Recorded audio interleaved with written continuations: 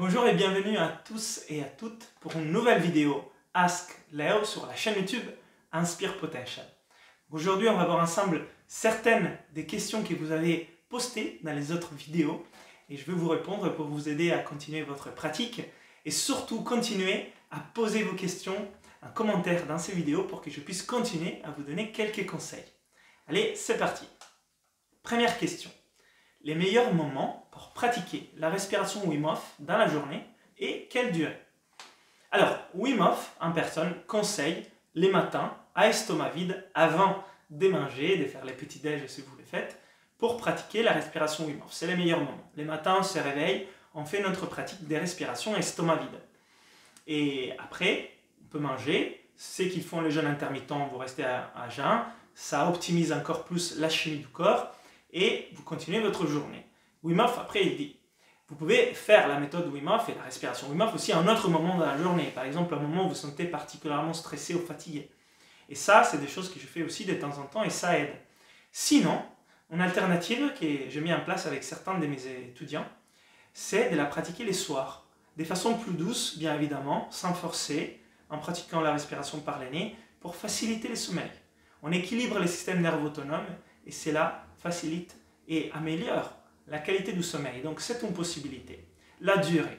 Wim Hof conseille entre 3 et 4 cycles de respiration Wim Hof de base. Cela c'est environ 15, 20, 25 minutes en fonction de votre vitesse, de vos apnées et de combien de cycles vous faites. Ça c'est la base, c'est une référence. Après on peut faire des fois 2 cycles au lieu des 4, on peut en faire 6 en certaines fois. Des fois on peut faire des apnées plus courtes, plus rapides, poumon plein, poumon vide en fonction de la technique que vous faites, mais ça vous donne un bon point de départ. D'autres m'ont demandé est-ce qu'on peut exagérer? Alors exagérer, si on exagère par définition, c'est pas bon. Il faut toujours faire quelque chose qui nous aide, avec un objectif d'équilibre sur le long terme. Exagérer avec la respiration Wim Hof, qu'est-ce que ça serait? Ça serait pousser trop fort sur les respirations, c'est crisper. Ça serait pousser trop loin dans les apnées jusqu'à s'évanouir, on perd les contrôles. Et ça serait faire trop de fois la respiration Wim Hof dans la journée. Comme je vous disais, il faut se caler sur un rythme qui est juste, respirer de façon douce et fluide, ne pas forcer les apnées, les faire environ une fois dans la journée, mais ça peut arriver qu'on le fait 2 fois. 3 fois, si on est malade, on veut vraiment travailler sur notre énergie, sur notre régénération, mais c'est certains moments, on ne peut pas faire ça tous les jours. Et pareil sur les apnées, il faut les faire, poumon vide ou poumon plein, sans forcer, jusqu'au moment où on sent que l'inconfort va arriver et on a besoin de respirer.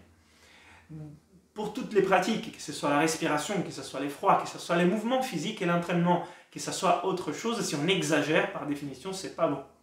Il faut s'entraîner, se challenger, mais en restant dans une zone de maîtrise, celle de la capacité adaptative de chacun. Donc je vous invite à faire les choses avec une certaine progression et en écoute de soi. Une autre question sur les jeûnes intermittents. Donc, dans une vidéo, je vais vous parler de l'hormone de la croissance, qui est développée à partir d'environ 18 heures dans les jeûnes. Et donc, dans les jeûnes intermittents aussi, si on fait 18-6, ou on fait des jeûnes intermittents qui ont une certaine durée. Certaines personnes me demandaient donc pour la prise de masse musculaire, le développement de muscles, est-ce que c'est intéressant de s'entraîner à jeun pendant les jeûnes intermittents pour faciliter cette prise musculaire grâce aussi au fait qu'on produit plus d'hormones de croissance? Bah oui, bien évidemment que oui. Si on n'utilise pas nos muscles, si on ne s'entraîne pas, on a l'hormone de croissance, mais on n'aura pas forcément un développement de la masse musculaire. Donc bien sûr, l'entraînement physique et les jeûnes intermittents, c'est en synergie, il faut les travailler ensemble. Notre question, c'était sur l'exercice des pompes en apnée avec la méthode Wim Hof. Alors, si vous ne connaissez pas cet exercice, j'ai fait une vidéo dans cette chaîne YouTube sur les pompes en apnée. J'ai fait un challenge avec moi-même pour arriver à faire 100 pompes en apnée. Ça m'a pris un peu de temps, un peu de pratique, mais j'ai atteint cet objectif. Et la question était, est-ce qu'on peut le faire plusieurs fois par jour? Alors, c'est un exercice intense. Moi, j'ai conseillé de le faire une fois par jour. Si vraiment vous voulez vous entraîner, des jours, vous pouvez le faire 2 fois. Mais moi, je ne dépasserai pas ça parce que c'est vraiment un exercice challengeant bien intense. Si vous êtes adepte du programme Oxygen Advantage, vous connaissez déjà les travaux en hypoxie. Peut-être vous pouvez combiner avec d'autres exercices en hypoxie, mais l'exercice Wim Hof des pompes en apnée, je conseille de les faire 1 fois par jour. Je suis très curieux d'avoir vos résultats par rapport aux pompes en apnée. Moi, j'étais parti à faire 30 pompes en apnée, je suis arrivé à en faire 100. Elise était partie à faire 2-3 pompes, elle est arrivée à faire 40-50. Donc, je suis curieux de savoir combien de pompes en apnée vous arrivez à faire au début et après, par exemple, un mois de pratique.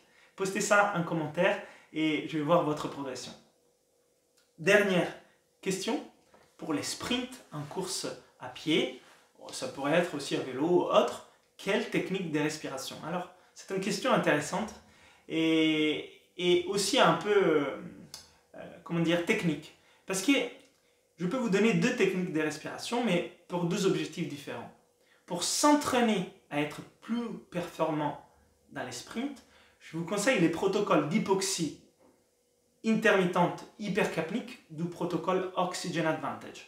Si vous ne connaissez pas cela, j'ai expliqué ça dans certaines vidéos de cette chaîne YouTube, mais aussi dans mon livre de respiration, la respiration pour la maîtrise de soi, et bien sûr dans la formation en ligne de respiration, les pouvoirs de la respiration. Ce sont des protocoles en apnée, en mouvement, hypoxique, hypercapnique, intermittent, qui vient de l'Oxygen Advantage. Cela va entraîner votre capacité anaérobique, qui vous sert dans un sprint, qui dure peu de temps.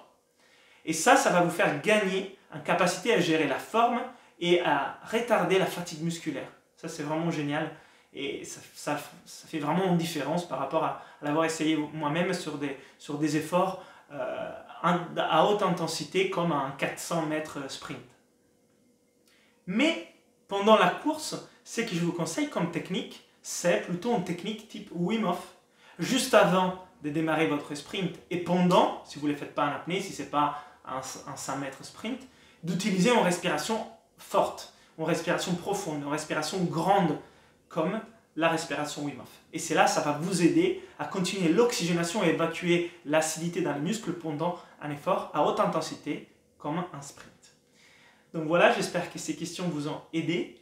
Continuez à poster vos commentaires, vos questions pour les prochaines vidéos Ask Leo. Je vous invite à mettre un pouce vers le haut, un like à cette vidéo, à la partager et à vous abonner à la chaîne YouTube Inspire Potential, car c'est grâce à vous qui ont fait ces vidéos et la chaîne continue à évoluer et à être connue dans le monde. Et on se retrouve dans une prochaine vidéo très bientôt. Ciao les amis!